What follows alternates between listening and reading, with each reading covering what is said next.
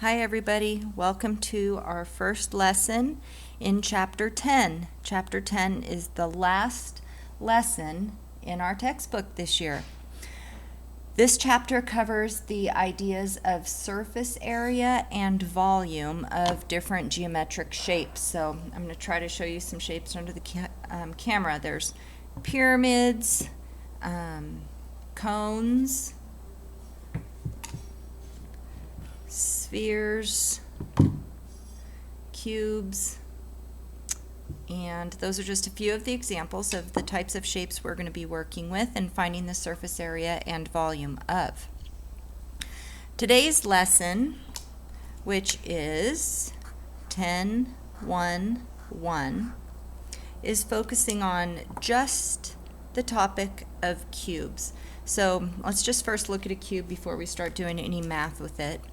A cube has 6 faces. The faces are the sides.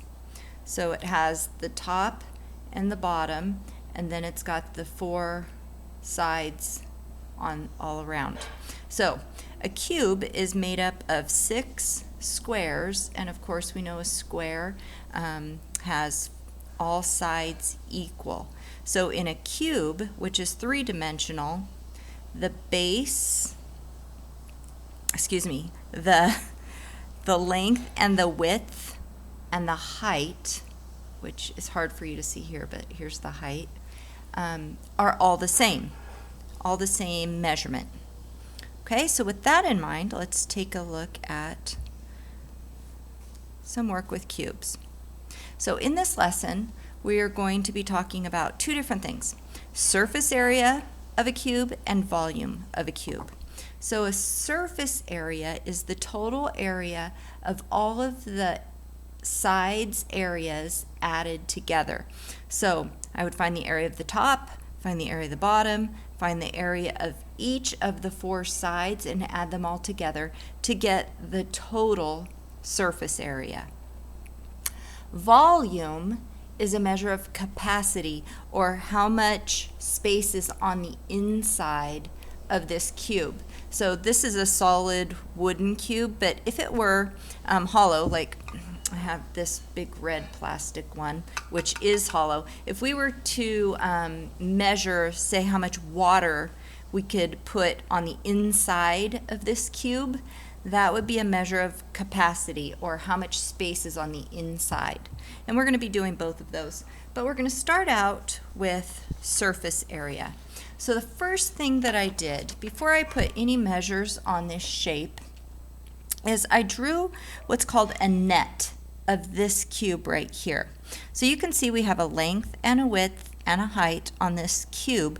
But if I took some scissors and I cut the edges so that I can fold it open or lay it flat, these would be all the different sides. We would have the top, the bottom, which is also called the base, and then the 4 sides of the cube. Notice that all of the sides are equal area. So let's just find the surface area of this wooden cube right here. I measured it before I started recording our lesson and found that it is 2 inches. 2 inches wide, 2 inches long, 2 inches tall, or a height of 2 inches.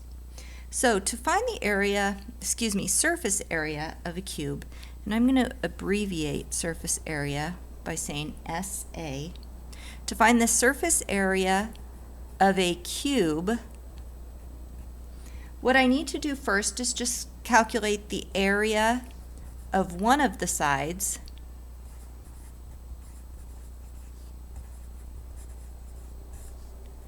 and then because I know that all 6 sides on a cube are equal area, then I just have to multiply it by the number of sides.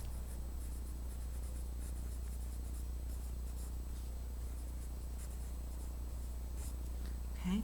So to find the area of one side, let's find the area of the base, since I have that shaded right here.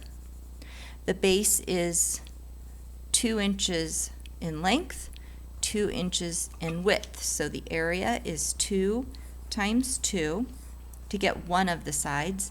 And now I have to multiply by how many sides we have all together. So 6 sides in a cube. Okay, so now if we multiply that out, 2 times 2 is 4. 4 times 6 is 24. Our dimensions are inches, and this is a 3-dimensional measurement. Excuse me, I'm mistaken. This is a 2-dimensional measurement. We are just multiplying length times width on this, so it's 2-dimensional, which means our units are squared. So the surface area of this 2 by 2 cube is 24 inches squared.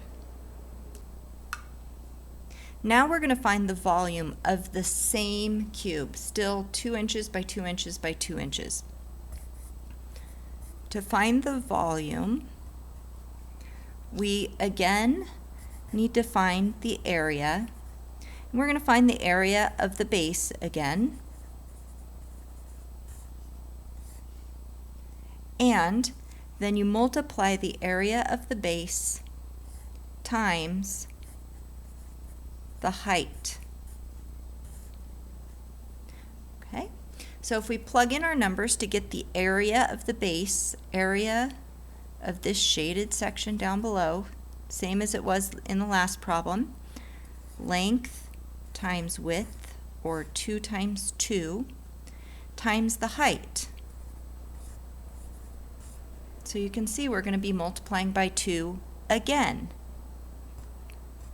So 2 times 2 is 4, and 4 times 2 equals 8. Our units are still in inches, and this time it really is 3 dimensions. We are multiplying a length times a width times a height. So our units are cubed. 8 inches cubed is the volume of this cube. Okay, for our next problem, we are told that, or we're asked actually, if a cube has a volume of 64 cubic units, what is the length of one of the sides? So once again, we're given the volume. We have to figure out the length of one of the sides. So what we know about volume is you have to multiply the area of the base times the height, and I'm just going to abbreviate that just a little bit, in order to get the volume. We know that the volume is 64 units cubed. The area of the base, now we know it's a cube, which means the length and the width are going to be the same measure. So if I say it's x units across for the length, then I would have to multiply it by x, which is the width. And then the height, how tall it is, because it's a cube and we know all of the side lengths are equal, that would be x again.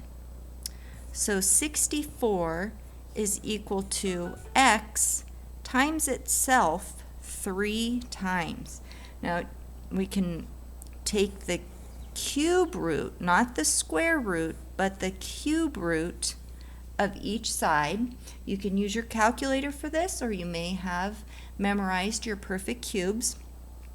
To get the cube root of x cubed is just x, and let's see, 1 times 1 times 1 is equal to 1, so it couldn't be 1. 2 times 2 times 2 is equal to 8. 3 times 3 times 3 is equal to 27, still not big enough. 4 times 4 is 16, times 4 equals 64, so there is our answer. The cube root of 64 is 4. That means the length of one of these sides, which was our original question, the length is equal to 4 units.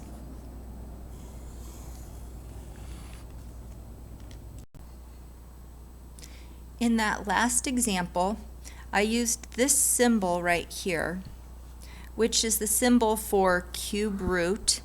We went over cube root in lesson 923, but I just wanted to throw in a real quick reminder about that. You can turn back in your notes to lesson 923 or go back and rewatch the video for lesson 923. But essentially, a cube root is a number multiplied by itself 3 times.